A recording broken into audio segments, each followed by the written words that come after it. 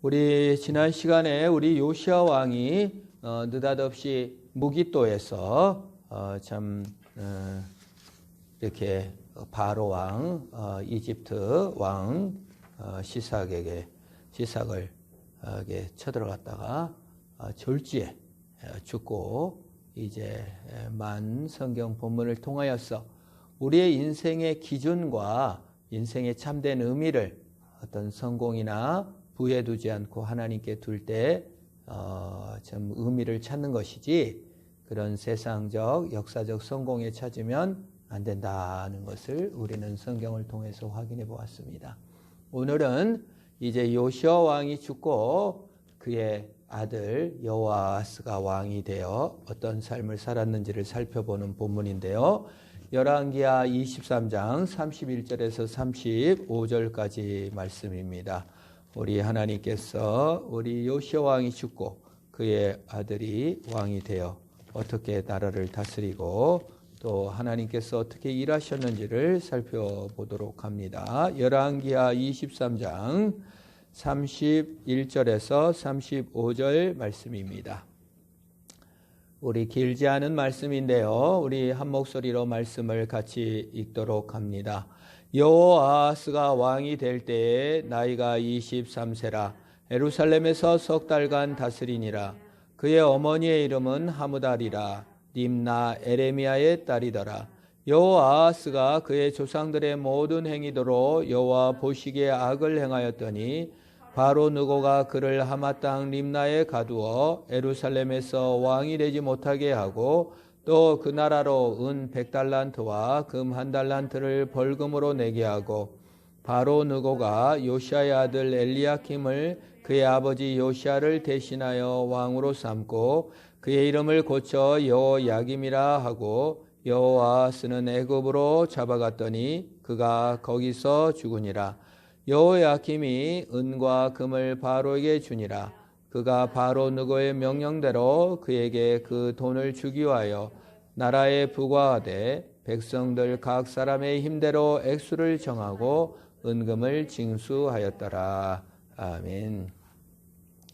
그래도 요시야 왕은 율법을 잘 지키고 하나님의 명령대로 유월절을 지키며 성품도 착하고 하나님 앞에 엄청 성숙한 왕이었습니다. 비록 바로 이집트 왕에게 무기또에서 갑작스럽게 죽었지만 성경 역대하에 보면 에레미야가 애가를 지어서 이 개혁 하나님 뜻대로 살려고 애쓴 요시야의 죽음을 슬퍼하고 백성들도 요시야를 장사 지내고 또 그렇게 했습니다.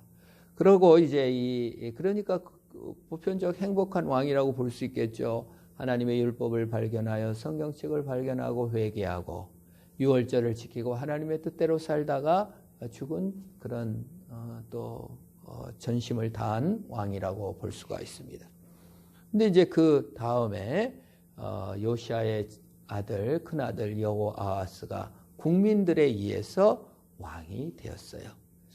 그러면 이제 우리가 왕이 되는 기준 또는 훌륭한 사람의 기준을 어떻게 삼아야 되겠어요? 여호아스가 우리 아버지처럼 하나님을 사랑하고 그의 말씀에 기초 위에 요시야가 성경책도 많이 필사해 놓았을 것이고 백성들도 개혁적으로 나가면 되는데 어떤 영문인지 여호아스 왕은 그런 하나님의 말씀에 기초하지 않았습니다.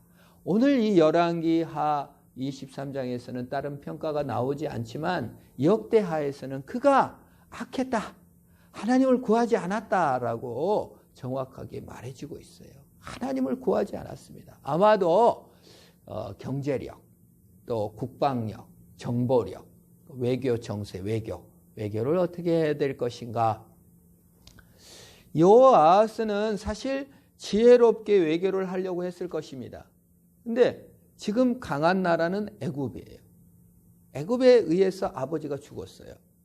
그러면은 당연히 애굽에 머리 숙일 줄을 아는 것이 지혜였는데 여호아스는 애굽에게 머리를 숙이지 않은 것으로 않았습니다. 그러니 애굽에서 쳐들어오죠. 애교 정책이 빵이에요. 외교를 중요시하였는데 그걸 오히려 잘 못하는 거예요. 그래서 결국 이제 애굽에서 쳐들어와 가지고 이놈들 너희들 또 아시아랑 손잡았지. 이거 머리를 바람이 불면 머리를 숙여야 되는데 숙이지 않은 것 같아요.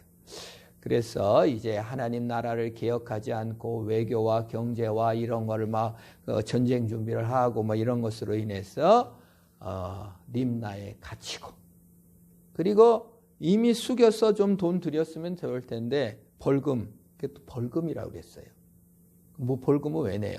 잘못한 거에 내잖아요.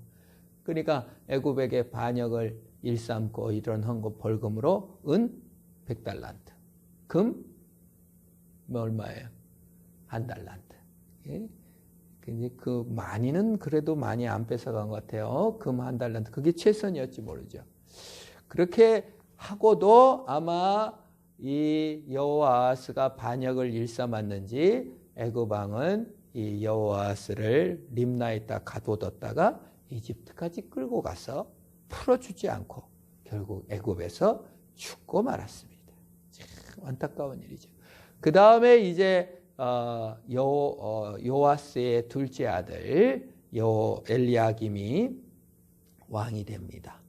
근데 이제 애굽 왕이 이제 내 말 안 들으면 넌 죽어 하면서 이름까지 바꿔버리죠.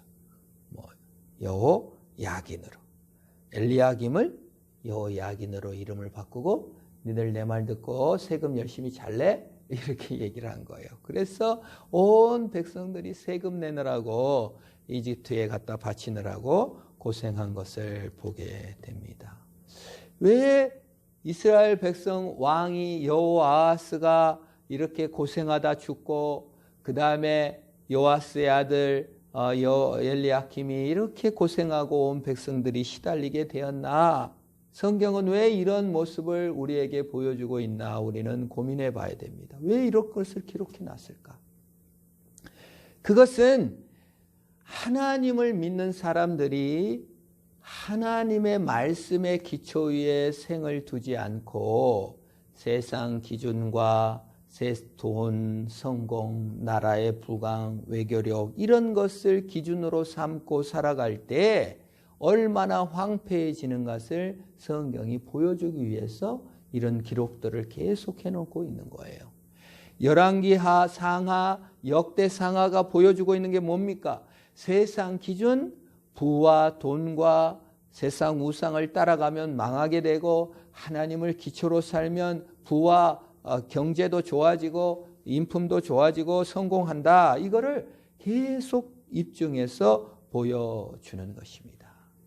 오늘날 우리의 기준은 무엇입니까? 결혼할 때 뭘 봐요? 안정된 직장을 봐합니다. 그래도 그냥 의사 가문과 결혼했어. 변호사 가문과 결혼했어. 아주 그냥 사업이 많고 돈이 많아. 그러면 그걸 너무 좋아합니다. 키가 큰 걸 좋아합니다. 지식이 많은 걸 좋아합니다. 그거에 기초를 해서 거기다가 믿는 것까지 더하려고 그래요, 우리는. 거기다가 이제 다 한 다음에 믿는 것까지 더해서 이렇게 기준을 우리는 세웁니다. 우리도 그렇잖아요. 남자를 볼 때, 여자를 볼 때 어떤 눈으로 봐요? 우리가 참 믿음의 기초, 하나님의 말씀의 기초에서 하나님 바라보는 사람을 기준으로 삼지를 않고 항상 그런 걸로 돈으로, 명예로 돈을 버는가, 지식을 잃는가 이런 것으로 본다 그 말이에요. 그 기초는 어떤 것입니까, 여러분? 안정된 직업? 그게 인생의 기초가 될 수 있습니까? 금방 흩어져 버리는 것입니다, 사실. 지식 금방 흩어져 버립니다. 매력적이고 로맨틱한 사랑, 그 사람이 키도 크고 뭐 섹시하고 멋진 남자다. 그 결혼해봐요. 수염도 안 깎고 살은 삐둥삐둥 쪄지. 그 기초가 금방 사라져 버립니다. 송대관 씨가 간증하는 걸 들었습니다. 돈이 500억이 생겼다는 거예요. 수중에 돈이 500억이 생겼다. 그 태진아 씨하고 같이 콘서트 잠실 운동장인가 여기서 빌려서 했는데 하루에 얼마나 밀려왔던지 10억을 한 번 공연하고 10억이 번 적도 있대. 500억이 있었다는 거예요. 500억이. 근데 이걸 갖다가 더 벌려고 그 부인이 미국에서 그 부동산 이런 자격증도 따가지고 이걸 갖다가 그냥 몽땅 땅을 사고 막 이렇게 투자를 하고 뭐 하다가 하루아침에 싹 날렸더니 그리고 아주 거지도 그런 거지가 없고 그거 다 날리고 160억인지 200억 빚을 졌다는 거예요.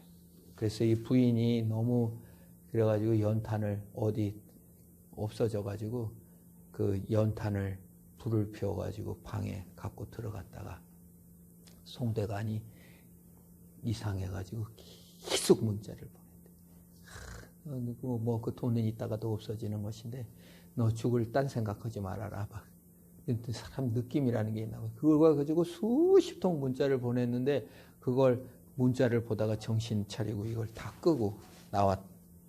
송대관 그분이 이제 교회에서 간증하면서 내가 하나님께서 이렇게 복 주셨는데 교회도 안 나가고 헌금도 안 했더니 하나님이 다 뺏어갔다 간증하는 걸 들었어요.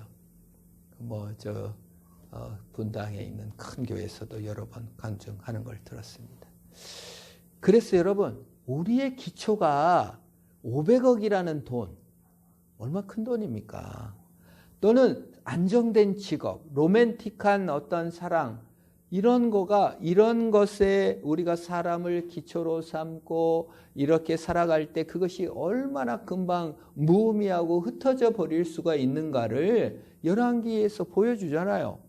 아무리 경제력을, 아무리 외교력을, 아무리 부강해도 그게 하나님이 흩으시려면 금방 싹 다 흩어지게 된다 그 말이에요. 그래서 인생의 기초를 하나님의 말씀과 하나님의 사랑의 기초를 두고 그 목표를 향해 갈 때 가장 행복해지는 것이고 거룩해지는 것이. 우리가 이렇게 말합니다. 너무 신앙생활 잘하는 사람, 아유 고리타분하고, 아유 나는 이게 거룩한 행복하고 거룩은 별개의 것으로 생각해요. 고리타분한 것으로 생각합니다. 그렇지 않아요. 거룩한 것이 가장 행복해지는 길이에요. 하나님과의 깊은 우정을 통하여 행복해지는 것입니다. 그래서 이 중요한 하나님을 기초로 사람을 만나고 하나님을 기초로 해서 부부관계를 연결해야 되는 거예요. 하나님과의 기초를 통해서 같은 목표를 바라고 행복해지는 저와 여러분이 돼야 됩니다. 아이고 나는 혼자 신앙생활 잘하고 그냥 하나님 앞에 잘 살면 되지 누구랑 뭐 이웃과의 관계 또 뭐 부부관계 이런 거 잘 맺을 필요가 있나? 나는 하나님만 바라봅니다. 아니에요. 아담은 완벽한 사람이었습니다. 영적으로도 완벽했습니다. 심성이나 모든 면 하나님의 관계도 충만했습니다. 그런데도 아담은 부족했어요. 에덴 동산에서. 인간 존재가 관계적 존재이기 때문에 성부, 성자, 성령이 관계적 존재이기 때문에 아무리 완벽하고 죄가 없고 거룩해져도 관계성이 필요합니다. 이 관계성은 돈이나 물질이나 어떤 인품으로 얻을 수 있는 것이 아니라 하나님을 기초로 하여 서로 관계하고 같은 하나님을 바라보고 나갈 때 우정이 생기고 행복해지는 원리, 그 부부 생활의 원리요, 우정의 원리요, 사람들과의 관계의 원리입니다. 그 사람이 필요해서 안정된 직업이 필요해서 그 사람을 이용한다든지 그 지식을 이용한다든지 하면 그 기초는 금방 깨어지고 맙니다. 소비되고 말기 때문에 그런 거예요. 하나님을 기초로서 하나님을 같이 바라볼 때 가장 행복해지고 아름다워지는 것이에요. 그래야 하나님 기초예요. 그래 사람을 떠나지 못합니다. 어떤 사람은 가족을 자기 자식을 교회 안 보내. 왜 그러냐 했더니 어머니가 아주 교회를 열심히 다니는데 그냥 어머니가 미워 죽겠어요. 그 어머니 시어머니 생각하면 교회 정이 떨어져서 안 보낸다. 그런 얘기 의외로 많이 듣습니다. 사실 부모를 떠나지 못한 거예요. 자식의 필요 때문이 아니라 자기 상처에 계속 매이는 것이죠. 상처 위에다 기초를 두는 사람도 그 집은 오래가지 못합니다. 나는 그냥 우리 아버지가 그냥 막 술 먹고 나를 맨날 때려갖고 나는 그 남자만 보면 질색이야. 그건 자기 아버지 상처 위에 기초해서 다른 남자를 보니 그건 행복해지지 않은 것이죠. 결국 자기 내면의 기초를 상처나 물질이나 어떤 것에 둘 때 우리는 무너지고 말고 행복하지 못합니다. 그래서 하나님의 사랑의 기초에서 모든 기초를 쌓을 때 행복해진다는 것을 성경이 증명하기 위해서 열왕기 상하에 또 역대 상하에 그 많은 왕들이 왜 불행해지고 망하고 결국 무너지고 마느냐? 하나님의 사랑에 기초하지 않았기 때문이라고 알려주고 있는 것입니다. 하나님의 사랑은 무엇입니까? 우리가 실수를 연발하고 죄인이고 의롭지 못할 때도 우리를 못난 이로 봐주지 않으시고 이는 가혹하게 때려치지 않으시고 하나님의 의를 입혀주신 사랑입니다. 우리의 장점을 발견해주고 아름답게 해주는 사랑인 줄 믿으시기를 바랍니다. 그래서 이 하나님께서 죄인인 나를 안아주신 그 사랑의 기초에서 자녀관계도 그 사랑의 기초에서 못난 이로 정죄하고 막 그 자식으로 보상받으려고 한다든지 그냥 남편으로 보상받으려고 하지 않고 하나님의 말씀의 기초에서 발견해주고 장점을 발견해주고 새롭게 알아가는 그것이 참되운 믿음인 것입니다. 비난과 정죄와 못난 점을 우리는 너무 잘 발견합니다. 자식들에 대해서도. 남편에 대해서도 비난과 정죄와 못난 점 너무나 죄인 것 너무 잘 깨닫게 됩니다. 이웃에서도 마찬가지입니다. 그래서 우리는 그걸 막 때려치는 것이죠. 그게 진실이라고 하면서. 그러나 그것은 우리를 바른 기초에 세워주지 못하는 거예요. 상처와 죄가 우리의 기초가 아니라 하나님의 사랑과 용서와 인내가 우리 말씀의 기초일 때 사람들의 관계가 확장되고 아름다워지고 친밀한 우정들을 쌓아가는 거예요. 사실 여러분 우리가 부부관계나 자녀관계나 직장관계가 이 오염돼서 그렇지 다 우정관계입니다. 부부는 우정관계가 깊어지도록 하나님께서 만드셨어요. 자녀관계도 여러분 자녀가 내게 아니에요. 걔네들은 그냥 자녀로 하나님이 주신 우정관계를 쌓으셔야 돼요. 직장관계도 상하관계, 일관계로 보시면 안 돼요. 그리스도인은 모두 다 형제고 자매고 우정을 쌓는 것일 뿐이에요. 우정은 어쩔 때 쌓아집니까? 필요 때문에 쌓아지는 게 아니에요. 하나님의 말씀에 기초하고 그를 용서하고 이해하고 세워줘 가는 그것이 우정입니다. 하나님께서 그렇게 하셨습니다. 우리를 불러서 이용해 먹고 일시켜 먹고 사용하려고 부르신 것이 먼저가 아니라 우리를 같은 목표 아래 주님과 연합되어 하나님과의 깊은 우정을 쌓게 되는 것입니다. 어떤 친구 관계가 제일 힘들죠? 어떤 사람과 우정을 맺기가 제일 힘듭니까? 상처받은 사람, 자격지심 많은 사람, 열등감 많은 사람하고는 친구를 될 수가 없어요. 무슨 말을 할 때마다 상처를 받고 나는 선한 의도로 갖고 가도 막 나를 그래서 어쩔 때 이런 기분이 들어요. 참 상처 많은 사람 그런 사람하고 사귀려면 꼭 걔가 나를 십자가에 못 박는 것 같아. 계속 힘들게 하니까 나를 옆에다가 갈기갈기 찢어서 십자가에 못 박힌 것 같은 것이 상처 받는 사람, 아픈 사람들과의 관계 때문에. 또 우리 부부관계도 마찬가지죠. 부부관계를 이제 눈꺼풀이 벗겨지면은 죄가 많이 보이잖아요. 그러면은 지적을 합니다. 그러면은 안 갚음하느라고 그냥 배로 또 공격을 하죠. 그래서 우리는 진실된 어떤 의미에서 십자가에서 서로 십자가를 못 박아 버립니다. 이건 우정이 아니죠. 그리스도께서는 그렇게 우리가 십자가에 갈갈이 찢겨 못 박았는데도 불구하고 우리를 용서하시고 사랑하신 거예요. 거기에 기초해서 사람을 만나고 부부관계, 자녀관계, 직장관계를 우정을 회복하는 것입니다. 우리가 직장인 저놈이 나쁜 놈, 자녀의 약점, 부부간의 약점을 계속 보다 보면 갈갈이 찢어져요. 상대방의 이기심, 허영, 외식은 다 보이는 거예요. 가정에서는 너무 잘 보이는 거예요. 같은 직장에서 이기심과 못난 점 너무 잘 보여요. 십자가에서 갈갈이 찢겨진 모습들입니다. 그러나 여러분 그들을 자녀를 남편을 부인을 내 힘으로 용서가 안 되고 예수 그리스도께서 그렇게 갈갈이 찢겨졌음에도 불구하고 우리를 용서하신 것처럼 우리의 이웃을 용서할 때 거기에 믿음의 기초요 우정의 기초인 줄 믿으시기를 바랍니다. 거기에서 시작하는 거예요. 그 우정, 그 사랑, 주님의 사랑에 기초한 관계를 맺어가도록 교훈하고 계시는 거예요. 열왕기상에서 너희들의 기초가 뭐니? 하나님의 용서가 기초냐? 네 상처가 기초냐? 네 기초가 뭐니? 안정된 직장이냐? 아니면 하나님의 사랑의 기초냐? 우리에게 묻는 것입니다. 가장 아플 때가 부부싸움 할 때고 가장 아플 때가 자녀와의 관계성 속에서 나는 뭘 기초로 해서 이걸 원하나? 자식으로 보상받기를 원하나?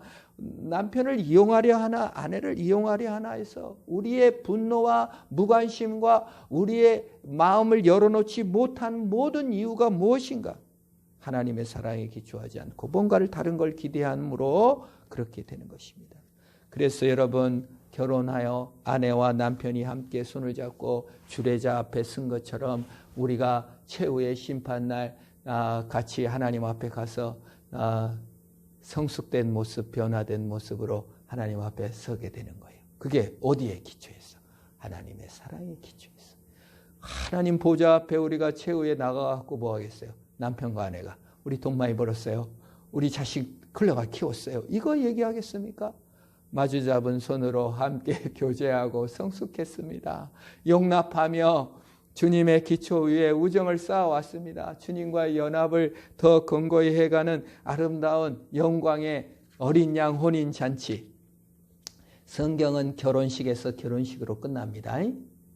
창세기에서 아담과 하와가 창조되고 결혼식했어요. 하나님이 주례자가 됐고 요한계시록에서 어린 양 보좌 앞에서 결혼식하고 끝나는 것이 성경 전체의 내용입니다.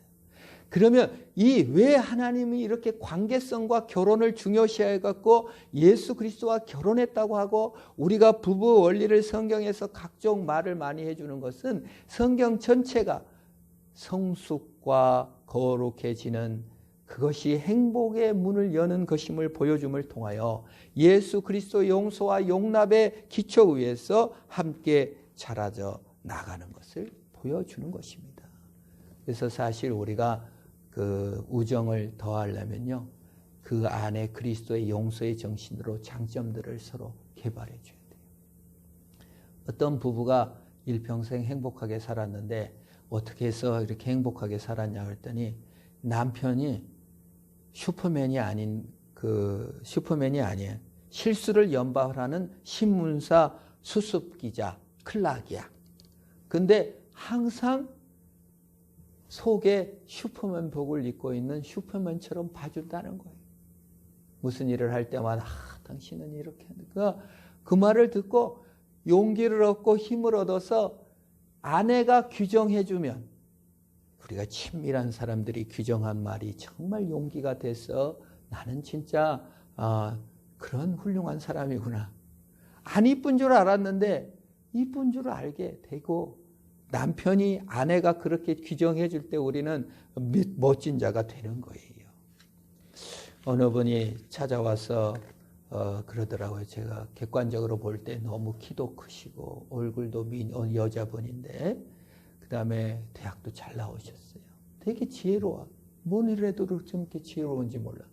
근데 결혼을 했는데 남편이 맨날 너는 이렇게 멍청하냐. 너 같은 바보는 처음 봤다. 그러니까 자기에 대한 자존감이 완전히 밑바닥이 돼가지고 나는 진짜 세상에서 제일 멍청한 자라고 스스로 생각이 되더래요.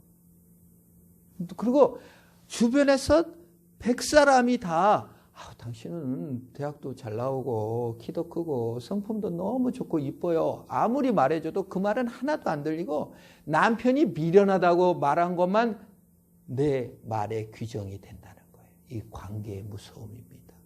결혼 생활의 무서움입니다. 그게 딱 그렇게 규정해주면 그렇게 자신을 인식하게 되는 거예요. 신앙의 무서움이 무엇입니까? 하나님이 내 신랑이 예수 그리스도께서 너 못난 놈 아니야. 내가 너를 너무 사랑해. 너는 정말 가능성이 있고 하나님의 영광을 돌릴 위대한 내 신부야 라고 주님께서 불러주시고 규정하신 줄 믿으시기를 바랍니다. 오만 세상 사람들의 잡소리 너무 듣지 않는 것이 부부의 원리입니다. 안 들려요. 그런데 우리는 어떻습니까? 예수님의 말에 신경을 쓰고 그가 불러주신 그 정체성에 나를 인식하고 아내를 그렇게 알아주고 남편을 그렇게 알아줍니까? 아니면 그냥 보복하고 마음을 닫고 너는 완전히 남이야 라고 생각하는지 우리를 돌아봐야 하는 것입니다. 참, 우리 총신대 다닐 때 김인환 교수라고 있어요. 그분이 유학도 갔다 왔는데 아무튼 강의도 별로 그 공통된 의견이 이렇게 뭐 설교도 그렇게 잘하지도 않은데 일을 잘하셔. 그리고 아주 긍정적이에요. 그래서 한번 질문을 하는 거예요, 학생들이.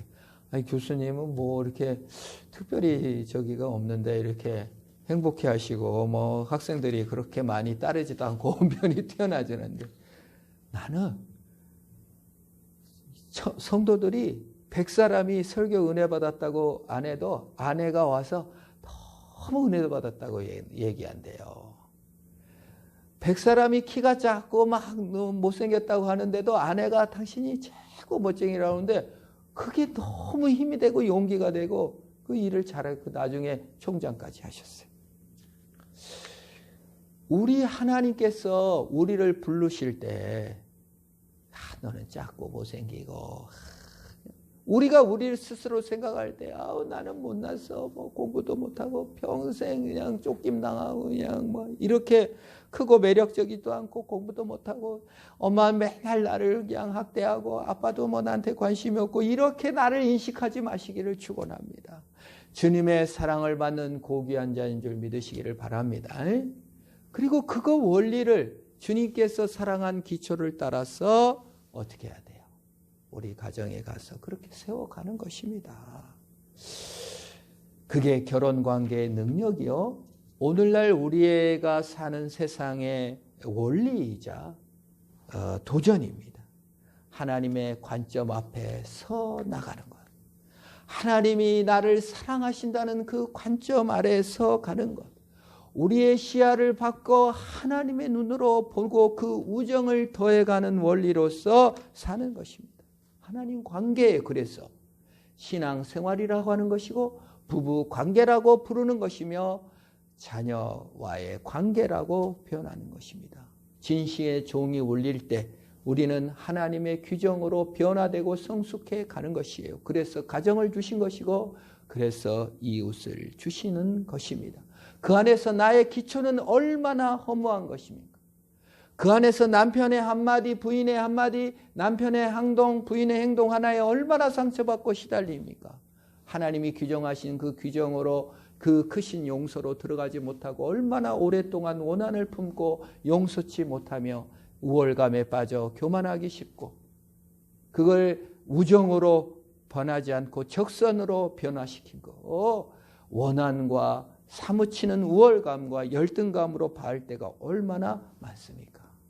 우리 거룩하신 아버지 하나님께서는 우리에게서조차 우월감을 획득하려 하지 않으시고 우정의 관계로 오셔서 우리가 갈갈이 십자가에 못을 박았어도 그걸 보복하지 않고 외면하시지 않고 우리를 용서하시고 사랑하신 그 기초에서 주님이 내려오셔서 우리를 구원하셨듯이 우리 그 크신 사랑과 용서를 받았으니 우리도 능히 주님의 사랑과 용서와 말씀의 기초 위에 서서 참 날마다 믿음으로 승리하시기를 주의 이름으로 축원합니다.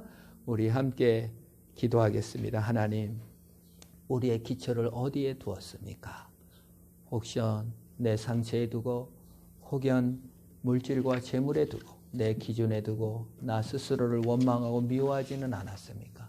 하나님의 용서에 두고 하나님의 말씀에 두고 승리하는 인생들 되게 하시옵소서. 우리의 부부관계가 우리의 자녀와의 관계가 우리 사회의 관계가 우정의 관계로 사랑의 관계로 믿음의 관계로 성숙의 관계로 나가게 하옵소서. 우리 합심을